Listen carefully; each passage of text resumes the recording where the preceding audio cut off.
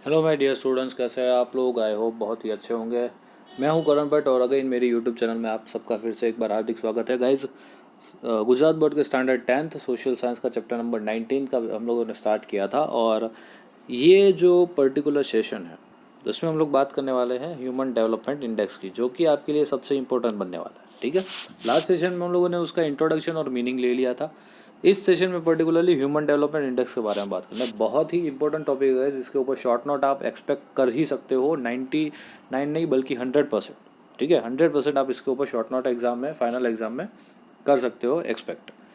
अब बात करते हैं ह्यूमन डेवलपमेंट इंडेक्स की। तो ह्यूमन डेवलपमेंट इंडेक्स को किन्होंने प्रस्तुत किया था, किन्होंने हमें बताया कि हम लोग ऐसा भी कर सकते हैं, वो थे एक इंडियन ओरिजिन इंसान।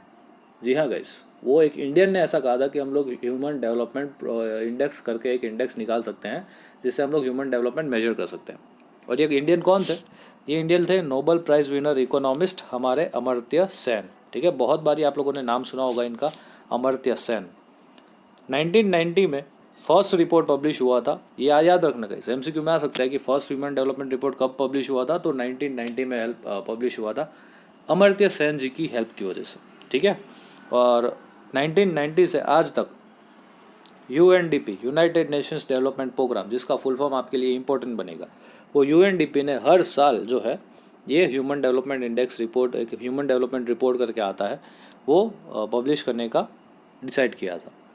अब ये जो ह्यूमन डेवलपमेंट इंडेक्स है वो यूनाइटेड नेशंस ने वर्ल्ड वाइड एनालिसिस के बेसिस पे कुछ डायमेंशंस क्रिएट किए हैं, कुछ डिसाइड किए हैं कि इसके बेसिस पे हम लोग ह्यूमन डेवलपमेंट इंडेक्स को मेजर करेंगे। ठीक है, और वो ह्यूमन डेवलपमेंट मेजर्स कौन से हैं? तो वो ह्यूमन डेवलपमेंट मेजर्स है, सबसे पहला average age, that is health, knowledge and standard of living, या फिर आप पर कैपिटा इनकम कह सकते हो। मतलब कि आपकी हेल्थ कैसी है, आपका नॉलेज कैसा है, और आपका पर कैपिटा इनकम या तो फिर स्टैंडर्ड ऑफ लिविंग कैसा है, इनके बेसिस पे ह्यूमन डेवलपमेंट इंडेक्स प्रिपेयर किया जाता है।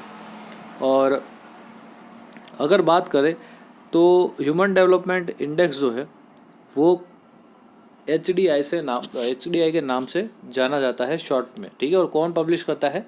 United nations development programme, that is UNDP, वो पब्लिश करता है। अब बात करें सबसे पहले कंपोनेंट की, उसका जिसका नाम है लाइफ एक्सपेक्टेंसी। लाइफ एक्सपेक्टेंसी यानी कि अगर कोई इंसान, मतलब कोई बच्चा अगर आज पैदा होता है तो वो आज से अपने लाइफ में कितने सालों तक ज़िंदा रहेगा, हेल्दी और अच्छी खासी life, fit and fine life कितने सालों तक जी पाएगा, उसे हम लोग कहते हैं लाइफ एक्सपेक्टेंसी इंडेक्स। मतलब कि अगर इंडिया में कोई बच्चा पैदा होता है तो वो कितने साल तक अच्छा खासा जी सकता है, उसका अगर हम लोग इंडेक्स निकालें तो हम लोग कहते हैं उसे लाइफ एक्सपेक्टेंसी इंडेक्स। अगर बात करें कि सबसे ज़्यादा हाईएस्ट किसकी है, तो सबसे ज़्यादा हाईएस्ट लाइफ एक्सपेक्टेंसी है 83.6 ईयर्स, जबकि सबसे लोएस्ट है 20 ईयर। मतलब आज ऐसे कंट्रीज़ हैं हमारे वर्ल्ड में जहाँ पे एक इंसान अगर पैदा होता है तो वो 83.6 साल तक healthy, fit and fine life जी सकता है।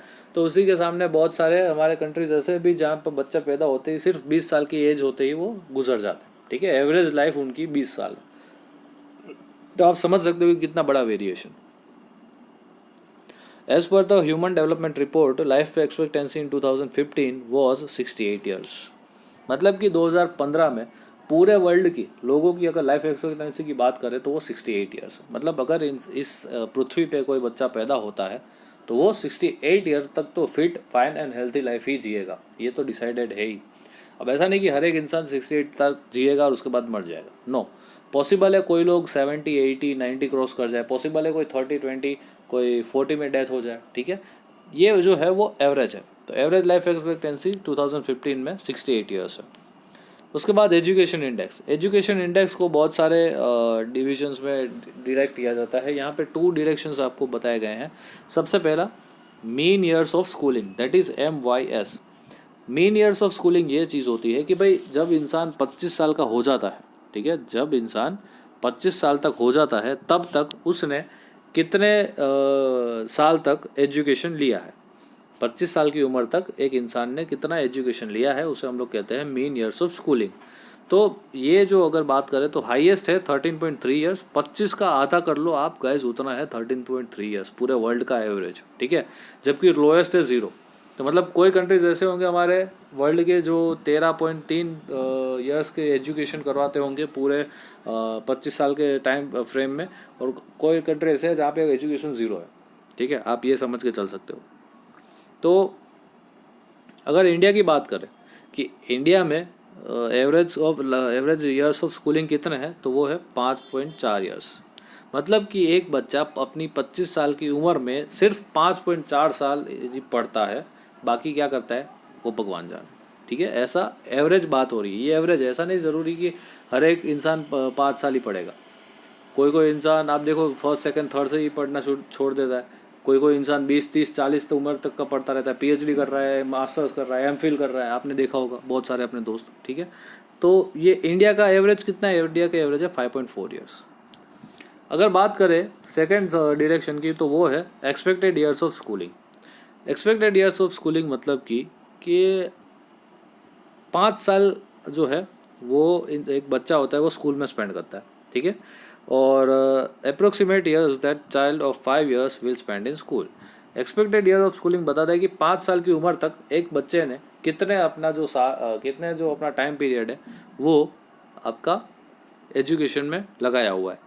तो for this highest is 18 years and lowest is 0 years. ठीक है, मतलब कि अगर हाईएस्ट की बात करें कि भाई सबसे ज़्यादा approximate years that a child of 5 years will spend in school, तो वो है हमारे 18 साल, और अगर कम से कम लोएस्ट की बात करें तो वो है 0।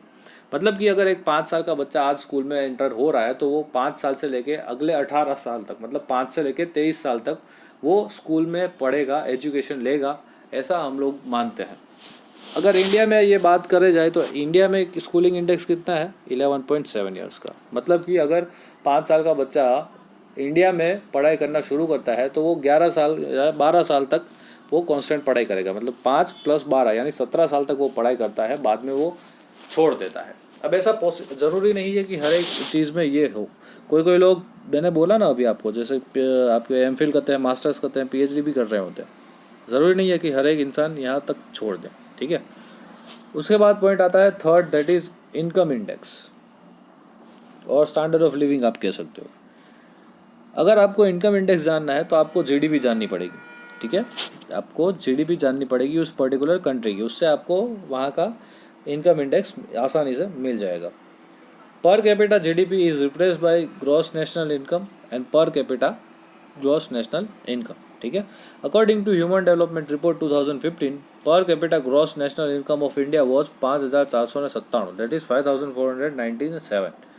मतलब कि हमारे इंडिया की ग्रॉस नेशनल इनकम है 5,497 रुपीज़, वाइल पर कैपिटा जीडीपी वॉज 5,238। आप देख सकते हो सीधा 200-250 रुपये का यहाँ पे डिफरेंस आ रहा है जीडीपी में और जीएनआई में। ठीक है, तो अगर हम लोग कैलकुलेटिंग पर कैपिटा इनकम अगर हमें फाइंड करनी हो तो कैसे फाइंड करेंगे? तो हम लोग ऐसे फाइंड करेंगे कि हमारी जो टोटल नेशनल इनकम होती है उसको डिवाइड करेंगे हम लोग यूनाइटेड नेशंस की करेंसी दैट इज़ डॉलर के साथ। ठीक है, जिसे हम लोग कहते हैं परचेजिंग पावर पैरिटी। समझ लो कि ये 5,497 रुपीज़ है, उसे हम लोग हमारे टोटल जो नेशनल इनकम होगी उसे हम लोगों ने डॉलर से डिवाइड किया होगा, तब जाके हमें जो वैल्यू मिली वो है 5,497 ठीक रुपीज़। ठीक है, और इसे हम लोग कहते हैं परचेजिंग पावर पैरिटी। मतलब कि इंडिया के पैसा की वैल्यू यूएस के डॉलर में कितनी है वो अगर हमें जानना है तो हम इस वे में इसे जान सकते हैं। ठीक है गाइस, आई होप आप लोगों को ये टॉपिक क्लियर होगा। ह्यूमन डेवलपमेंट इंडेक्स किसने डेवलप किया था? अमर्त्य सेन ने डेवलप किया था, जो कि एक इंडियन ओरिजिन के इकोनॉमिस्ट थे जिन्हें नोबेल प्राइज़ भी मिला था। 1990 में उन्होंने first report united nations development programme के साथ मिलकर लगाई थी। ये आप देख सकते हो, बाजू में यूएनडीपी का सिंबल आपको दिख रहा है। उसके साथ साथ 3 कंपोनेंट्स होते हैं ह्यूमन डेवलपमेंट इंडेक्स के। फर्स्ट है लाइफ एक्सपेक्टेंसी, सेकंड है एजुकेशन, उसके बाद है थर्ड हमारा इनकम इंडेक्स, या फिर आप स्टैंडर्ड ऑफ लिविंग कह सकते हो। ठीक है गाइज, आई होप आप लोगों को ये वीडियो अच्छा लगा होगा और बहुत मज़ा भी आया होगा। तो प्लीज़ एक बार कमेंट ज़रूर कर दीजिएगा और सब्सक्राइब करना मत भूलिए मेरे चैनल को, ताकि ऐसे ही वीडियोस आपको आने वाले समय में भी ज़्यादा से ज़्यादा मात्रा में और अच्छे खासे कंटेंट में मिलते रहें। ठीक है गाइज, मिलते हैं अगले सेशन में एक नए टॉपिक के साथ। तब तक के लिए जय हिंद।